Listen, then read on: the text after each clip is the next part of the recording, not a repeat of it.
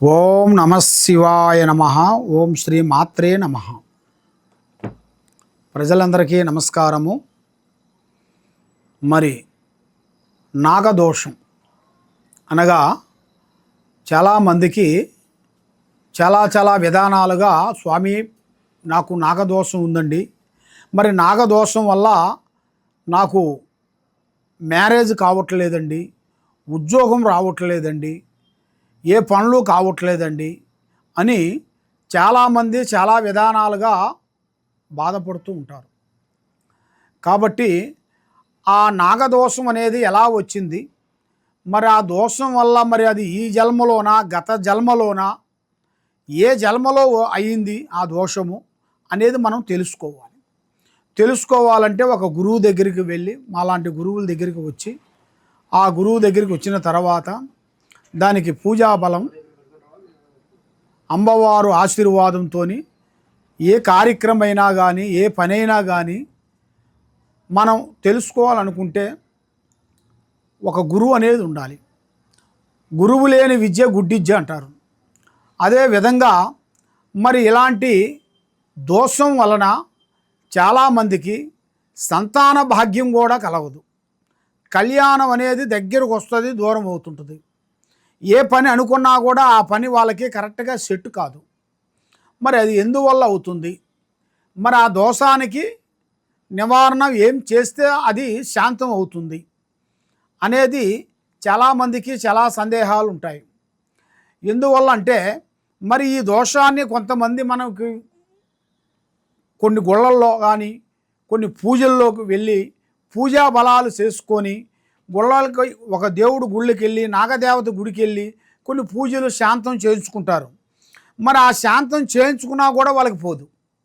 మరి అది ఎందువల్ల పోదు ఏమిటి మీరు తెలుసుకోవాలనుకుంటే, మరి మెయిన్గా నాగదోషం అనేది గత జన్మలో కానీ ఈ జన్మలో కానీ వాళ్ళు చేసిన పాప పుణ్యాలని బట్టి అవి కొన్ని ఎదురవుతుంటాయి. అవి కర్మఫలం అంటారు. ఆ కర్మఫలం అంటే ఫలానా టైంలో మనం చేసిన దాన్ని అది మనల్ని వెంటాడుతూనే ఉంటుంది. అదేవిధంగా ఈ నాగదోషము ఎలా మనకి ఎదురవుతుందంటే, రెండు పెనుపాములు ఉంటాయి, ఆడపాము మగపాము.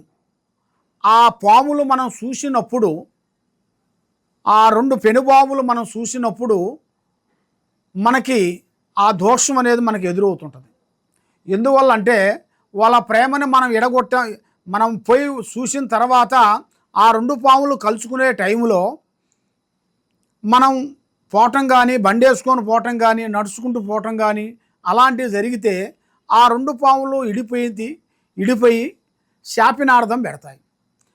మరి ఎవరు వచ్చారో చూసి వస్తే రెండు కళ్ళు పోవాలి, చూడకొచ్చారు కాబట్టి నా ప్రేమ బంధం ఎలా ఇడిపోయిందో ఆయనకి పెళ్ళిగా అమ్మాయి కానీ అబ్బాయి కానీ ఎవరైనా కానీ వాళ్ళకి మ్యారేజ్ కాకూడదని శపించేస్తుంది. అది నాగదోషం. కొంతమంది కొన్ని విధానాలుగా కర్రలతో కొడుతుంటారు, అది కూడా పాపమే. మరి ఆ విధంగా సమస్యలు అనేది ఏదో ఒక విధంగా వాళ్ళు చేసుకున్న సమస్య ఏమవుతుందంటే అది రోజుకి సమస్య పెరుగుతుంటుంది. అది పెరిగినా కొద్దీ అది ఏ రూపంలో ఒక రూపంలో వచ్చి డిస్టర్బెంట్ చేస్తుంటుంది. అందువల్ల ఆ నాగదోషం పోవాలి అంటే దానికి సంబంధించిన పూజా బలాలు కొన్ని ఉన్నాయి. చాలామంది అంటారు నాగదోషం ఉంది కాబట్టి నువ్వు శ్రీకాళహస్తి వెళ్ళు, శ్రీకాళహస్తి వెళ్తే నీ పని అయిపోతుంది, అక్కడ పోతే నీకు పని పూర్తి చేస్తారని చాలామంది చెబుతుంటారు. నువ్వు కాళహస్తి పోవాల్సిన పని ఏం లేదు, శ్రీకాళహస్తి పోవాల్సిన పని లేదు. నువ్వు పూజా బలం చేయించుకోవాలనుకుంటే నీకు ఇక్కడైనా కూడా నీకు ఆ దోషం పోతుంది. మరి ఆ దోషం పోవాలంటే దానికి సంబంధించిన నామదిశ, నక్షత్ర బలం, డేట్ ఆఫ్ బర్త్ ఇవన్నీ మనకు కావాలి. ఇవన్నీ ఇస్తే మీకు ఎలాంటి నాగదోషం ఉన్నా కూడా, ఎలాంటి ప్రాబ్లమ్స్ ఉన్నా కూడా దానికి మేము శాంతం చేసి పూజా బలం చేసి దానికి సంబంధించిన అమ్మవారు వస్తువు మీకు పూజా బలం చేసి మీకు ఇవ్వగలుగుతాం. ఆ వస్తువుని మీ దగ్గర పెట్టుకుంటే మీ మీద ఉండాల్సిన నాగదోషము పటాపంచలైపోతుంది. మీకు ఆరోగ్యాలు బాగుంటాయి, మనశ్శాంతిగా ఉంటుంది, లక్ష్మి నిలబడుతుంది. మరి మీరు ఎక్కడెక్కడో పోయి జ్యోతిష్యం చెప్పించుకొని నిరాశ చెంది ఏ పని కాకోకుండా బాధపడుతూ ఉన్నారా? తప్పకుండా ఈ కింద ఉండాల్సిన నెంబర్కి ఒకసారి మీరు సంప్రదించినట్టుగైతే మీ పేరుని బట్టి, సమయాన్ని బట్టి, జాతకాన్ని బట్టి ఎలా ఉంది, ఏముంది, మీ ఇంట్లో ఏముంది, మీ ఒంట్లో ఏముంది, ఏమేమి జరుగుతుంది అనేది చూసి మొత్తం చెప్పగలుగుతాం. ఈ సమ్మక్క సారలమ్మ మహాశక్తి పీఠంలో మేడారమున మేము మాఘశుద్ధ పౌర్ణమి రోజున మేము పూజా బలాలు చేసి అక్కడ చిలకల గుట్ట దగ్గరికి వెళ్ళి అమ్మవారు మూలికలు తీసుకుంటాం.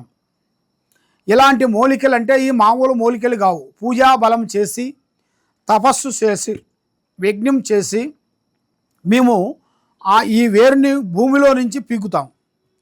ఈ వేరుని ఇది వచ్చేసి సామాన్యమైనది కాదు. ఇది నరదిష్టికి, ప్రజాదిష్టికి, ఉద్యోగానికి, సంతానానికి, భార్యాభర్తల సమస్యలకి, కుటుంబ సమస్యలకి, ఎలాంటి సమస్యలు ఉన్నా కూడా మేము పూజా బలం చేసి అందరికీ ఇస్తుంటాం.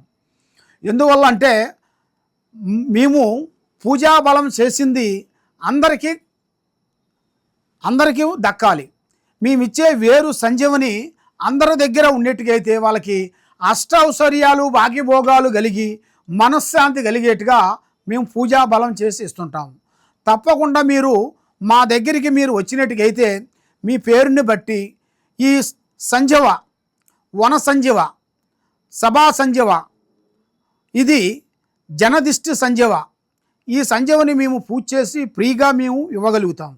తప్పకుండా ఇక్కడ మాకు దగ్గరలో ఉండాల్సిన ఎవరన్నా ఉండవాళ్ళు, ఇప్పుడు మాది ఆఫీస్ వచ్చి హైదరాబాదు శ్రీ సమ్మక్క సారక్క మహాశక్తి జ్యోతిష్య పీఠం, దిల్సుఖ్ నగరు, సాయిబాబా గుడి ఎదురుగా మీరు తప్పకుండా మా దగ్గరికి వచ్చినట్టుకైతే ఈ వేరుని మేము ఫ్రీగా మీకు ఇచ్చి మీకు ఉండాల్సిన సమస్యలు అనేది మేము దాన్ని సాల్వ్ చేయగలుగుతాం. లేదు దూరం నుంచి మేము దూరంలో ఉన్నామండి, ఏరే ఊరిలో ఉన్నాము, మరి మాకు ఈ సంజీవ మాకు ఎలా దొక్కిద్దంటే మేము కొరియర్ ద్వారాగా మీకు పంపించగలుగుతాం. తప్పకుండా మాకు ఒకసారి ఫోన్ చేసి మీ అడ్రస్ చెబితే మేము తప్పకుండా మీకు పంపిస్తాం.